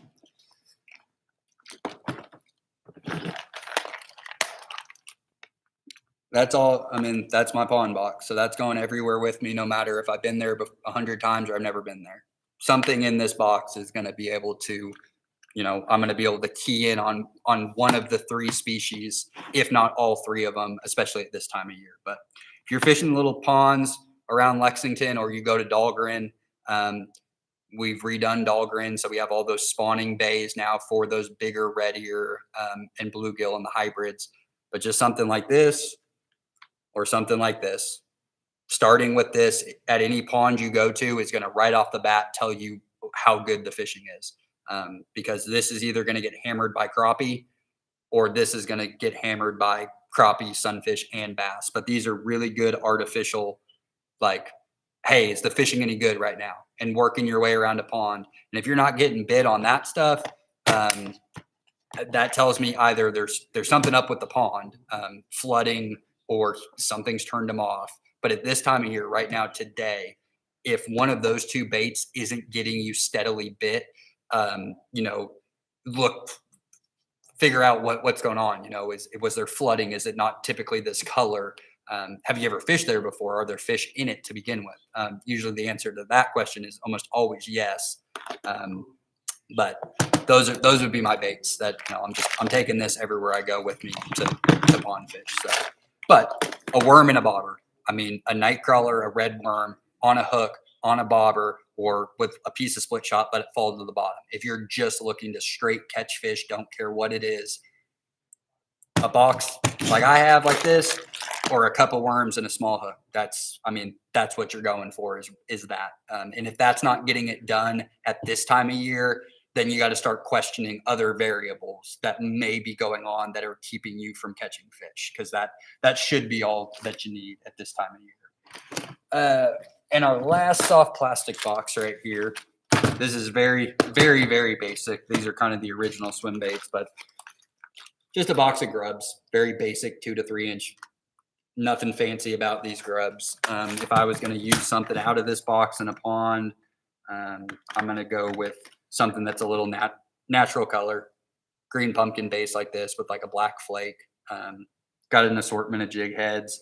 You could go just the straight ball jig head route. Typically, if I'm going to run a curly tail grub, I'm probably going to use a Roadrunner head. So something that's got a flasher on it. So not only am I getting the vibration of the rib of the body and then our curly tail on the back that's spinning through the water like this to mimic, the swimming motion of the back end of a fish. But then you also get the flash with it. So you're just given a few different sonic signatures at the same time. So you can't go wrong with the curly tail grub in a natural color. If you're just looking for a straight, cast it out, swim it back in. Same thing with the pre-molded swim bait with the boot tail on it. If you're looking for something that I just want to cast it out, reel in, I don't want to be popping, I don't want to, be finesse fishing. I just want something I can cast and retrieve. Curly tail grub with a Roadrunner head in a natural color, or a naturally colored pre-molded swim bait. Those are going to be your two go-to cast and retrieve, and you're probably going to find success with that fairly quickly. So when I said hard baits, and there's almost no place for them in ponds, mainly because they're expensive. In ponds, there's lots of hangups. There's roots and sticks and weeds and fishing line and every, which different thing in a small body of water. So first and foremost, I don't think it's as advantageous from a fishing perspective to be using hard baits, but it certainly is not practical economically, because hard baits are always going to range between $5, $6, all the way up to $12, whereas you can get a whole thing of soft plastics in a deal like this for a couple of bucks. But if I was going to use a subsurface hard bait, especially at this time of year, probably going with a lipless crankbait. Most people know them as rattle traps, but I'm sticking to the smallest versions of those. So they have 1/2 ounce, 1/4 ounce, and then 1/8 ounce. 1/8 ounce can sometimes be hard to find in store at places, but a lot of the ponds that I fish, we have golden shiners. So I'm going to use something like this, or I'm going to stick to like a small red pattern, or just a very basic, minnow pattern shad, but the 1/8 ounce version. So these are the smallest version that you're going to find. It's only going to be 1.5 inches, 2 inches long. It's going to be 1/8 of an ounce. You can control the depth with these as opposed to throwing something like a build bait, like a square bill, or a jerk bait, something that's got a bill on it where the action of the lure is making it dive. With these only are going to go as deep as you allow them to fall. So based on how heavy they are and how quickly you retrieve, you can keep these off of the bottom. So if I'm using a hard bait in a pond, especially one that doesn't have a lot of vegetation in it, these are good for those, especially pre-spawn bass. So like right now, if you didn't want to use a pre-molded swim bait or a sassy shad with a jig head on it, a lipless crankbait, it would be my recommendation for a hard bait in a pond.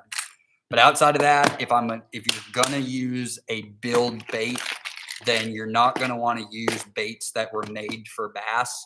You want to use the ones that were made for panfish. You can still catch bass on them, but they're gonna be something like this.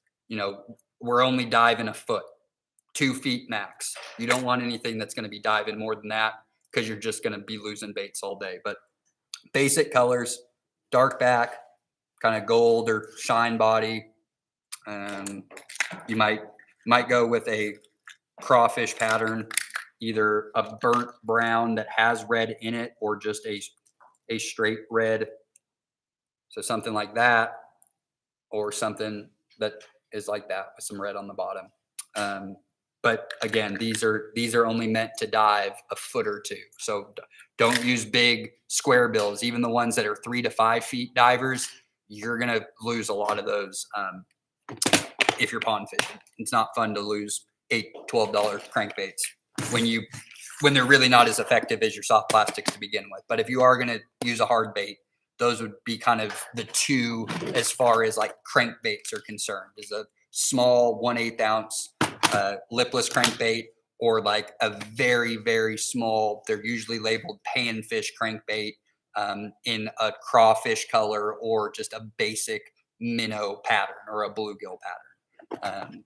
Another hard bait that I will use occasionally in a pond that you can find quite a bit of success on is just a rooster tail, just basic, some type of rooster tail, whether it's a Warden's, a Yakima bait, Bass Pro's generic version. There's 5 or 6 companies that make an inline spinner bait that's considered a rooster tail. Treble hooks on the back. These are great during post-spawn crappie. The flashier ones, olive is always going to be a great color, as well as your browns, something like this. So you could just run that through a pond all day. You're going to catch bass, crappie, sunfish. But I like a rooster tail during the post-spawn crappie, especially for the males when I'm trying to clean fish out of a pond, because they short strike. And if you are getting into that post-spawn period with them, getting a brighter color, something like this, like a chartreuse or an orange, gold, or silver flasher, just something that gets their attention. Running it in shallow water. When they go to quick strike it, they hit the treble hook on the back and end up hooking themselves. But that's pretty much it for subsurface hard baits. You should really be focused on, when you're in a pond, either using live or dead natural bait, or some type of small, naturally colored soft plastic bait, tube, grub, swim bait, stickworm. You can use a lot more things than that, but if anything just gets you up and running, it's going to be that. The other hard baits that you can use in ponds and that are effective are going to be our topwater baits. But again, I like something that is subtle. I don't want to burn a buzz bait across the top. I don't want something that's making a ton of noise, because it's just, you're not getting that on a pond, and it's not necessary. So I typically won't use poppers, really anything that's making a ton of splashing motion. So I like something that's more like a walking dog, something like this, where we don't have a lip. All this is doing is you're just popping the rod tip down or sideways, and you're just walking it. So it's just moving across the water like this, and it's just creating a very subtle wake. Another great bait for a pond, probably one of the best topwater baits for a pond, is going to be a jitterbug. So it's got that big face on the front of it. Let's see if we have one here.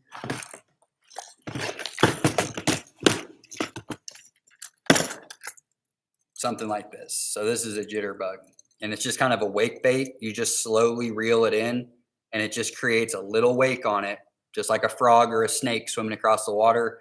I like the dark color. You don't really get a lot of options with these. These are pretty much the 2 colors you see. So we got like a light body frog, and then the dark. I would go with this one, no matter what the watercolor is. I'm going to go with the darker topwater. And then our hollow-bodied frogs are going to be great. These are very versatile, because we can get these into places that we can't get anything else. You can run these across weeds, lily pads, toss them up on logs, knock them off.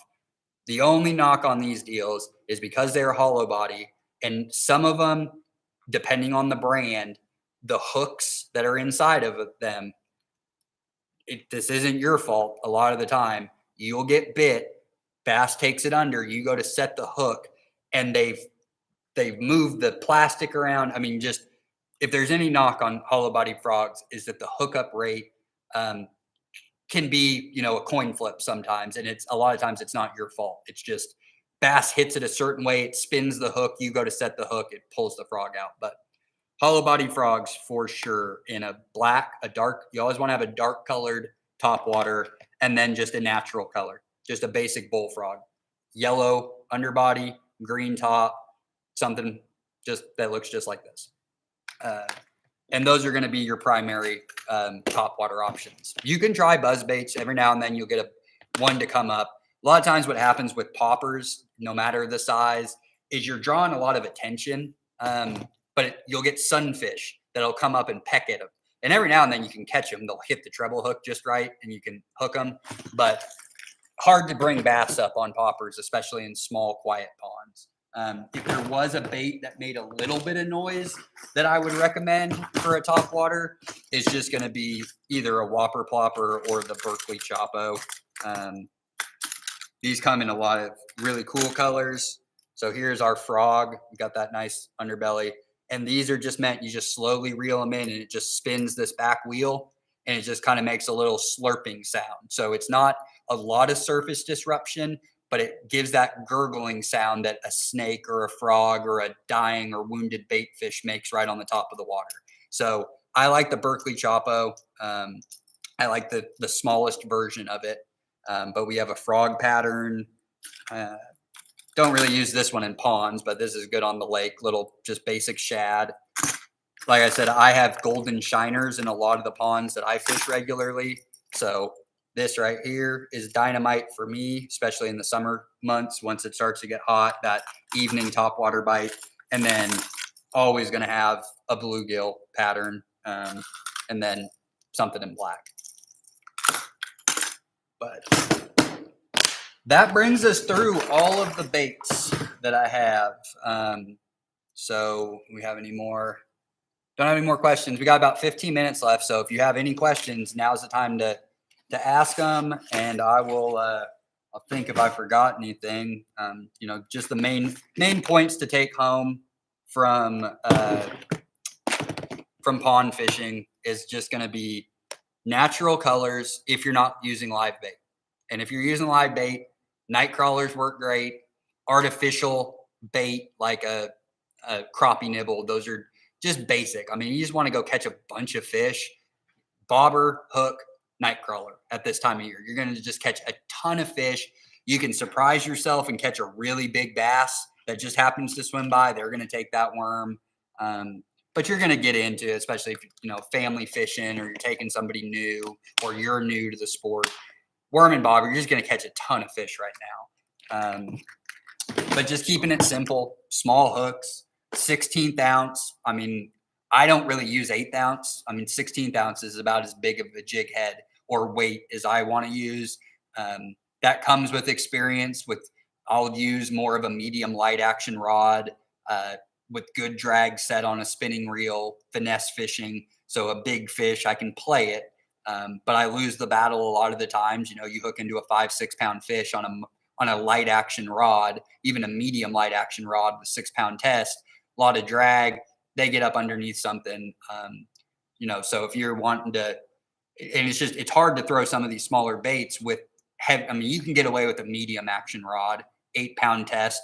That's probably going to be the best multi-purpose. If you want to be able to get into big bass while also being able to catch crappie and sunfish, medium action rod, 8 pound test on whatever type of reel is your choice. That's going to be your best all around. I'm more on the lighter finesse side. So I like a light action rod with 4 pound test or a medium light action rod with 6 pound test.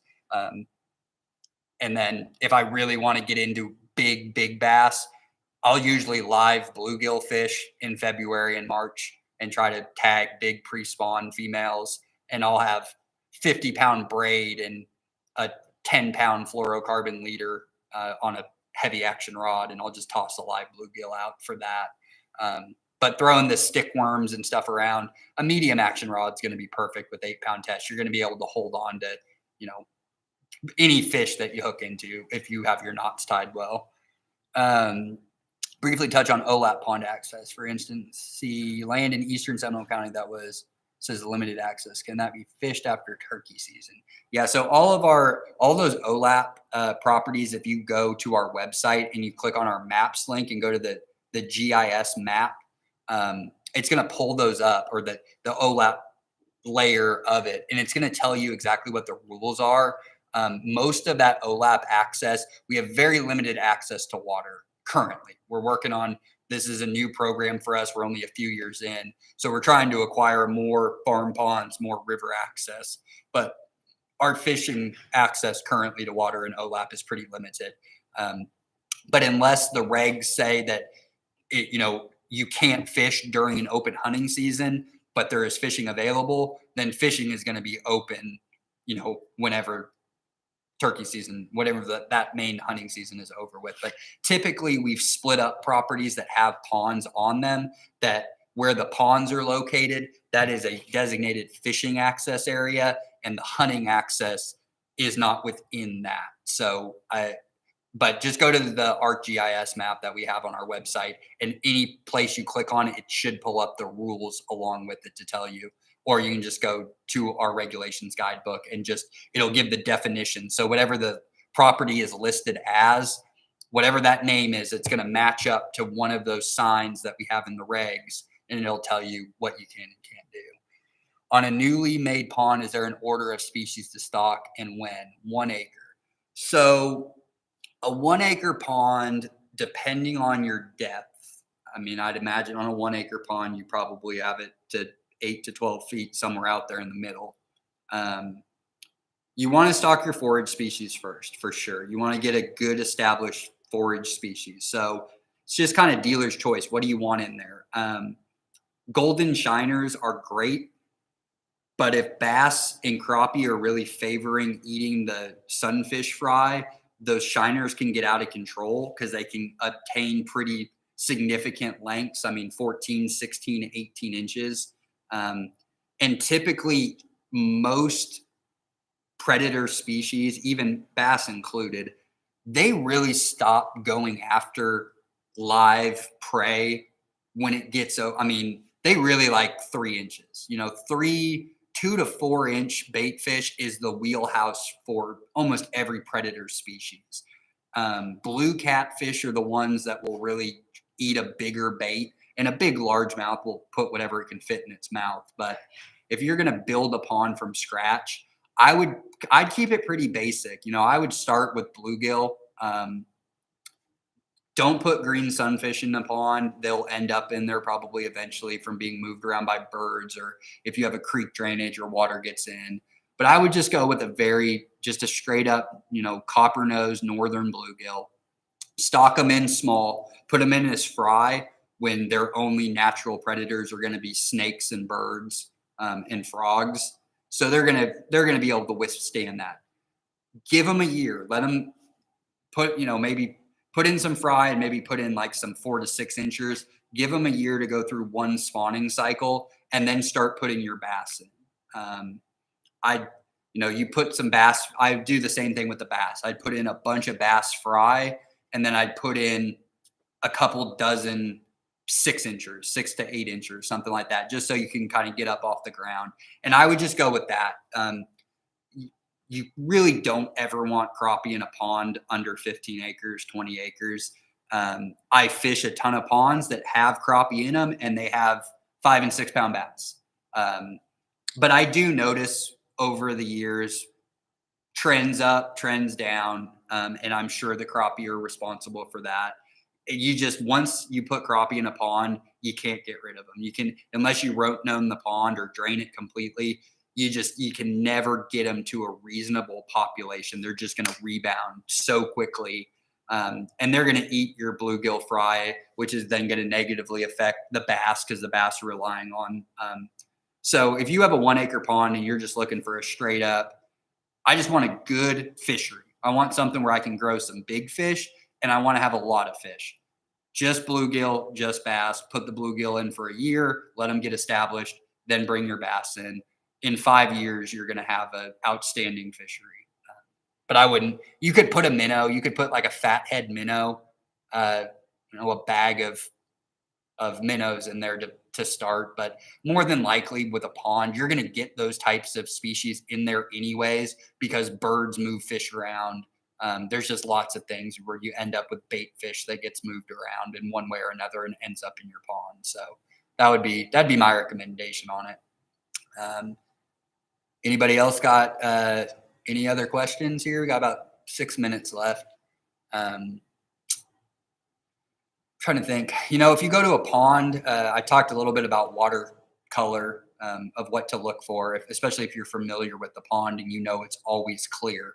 Well, if you have a pond that is always clear, and I mean clear for Oklahoma, like visibility 4 or 5, maybe even 6 feet deep, that's a pretty clear pond.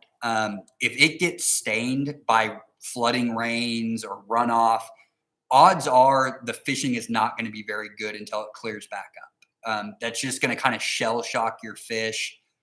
They're going to not be comfortable. They're going to look to hunker down, kind of like when you get a cold front or really high pressure or really low pressure system. They just want to get comfortable, and they'll wait it out.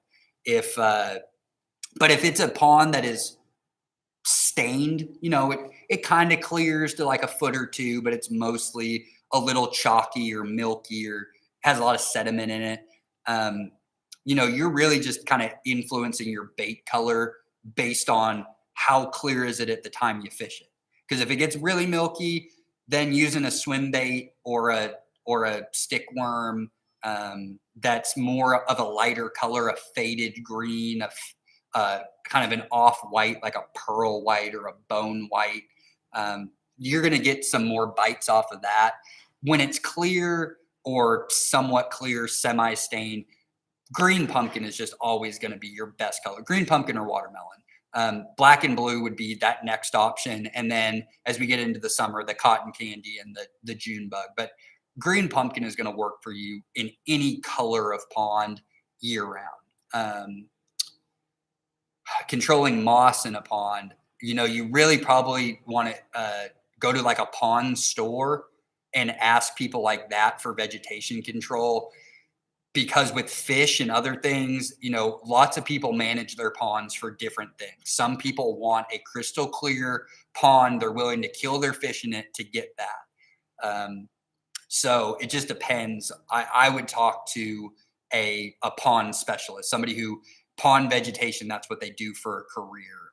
So just calling whoever your local pond store is, they're going to be able to tell you just because there's, and what's your personal preference? You might be the type of person who would rather use more homeopathic remedies that don't have the harsh chemicals in them. So it's really just up to you on that. But I would talk to a pond specialist for vegetation control, because you're going to get different answers from different people just based on what their preferences and what they're looking for in their own pond. But yeah, if it's stained water, I like a chatterbait. If it's always stained water, if it's a cow pond that has got no riparian zone, it's mud clay, it's always white, it's always chalky, it's always red, then your lipless crankbaits, your chatterbaits, a bladed jig, that's where you're really going to find success with that, because there's not going to be a lot of vegetation. You don't have light penetration.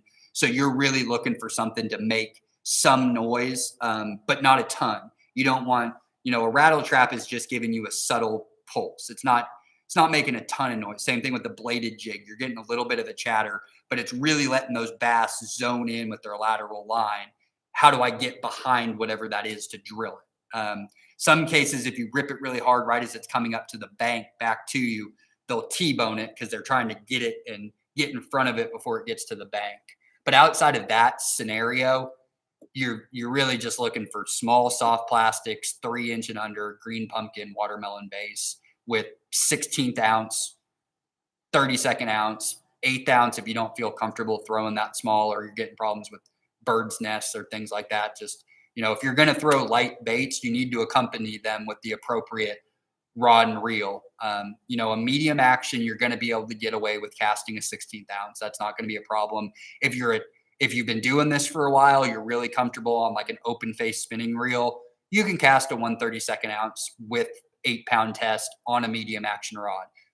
If there's wind blowing, if you just miss the perfect release point, you're going to get a twist in the line. It's going to happen. Or if you're popping, if you're trying to not just straight retrieve and you're trying to add some pops in there and it's a 16th ounce and you got 8-pound test on, you're going to get one where there's some slack coming in. It's going to twist. You're going to get it in your line. So it just really comes down to your comfortability with what can you cast. But if you want to throw really small light baits and you're not that comfortable, or you don't want to deal with all the twists, definitely a light action to a medium light action rod with 4 and 6 pound test is going to eliminate those, basic mistake casts. It's going to take that out of play. But it's still going to happen. The lighter the bait you're throwing, especially if you're using an open face spinning reel, the equipment is going to match, what the bait is. So I like 8-pound test on a medium action rod for a go-to all around. And you're going to be able to throw a 16th ounce pretty well with that.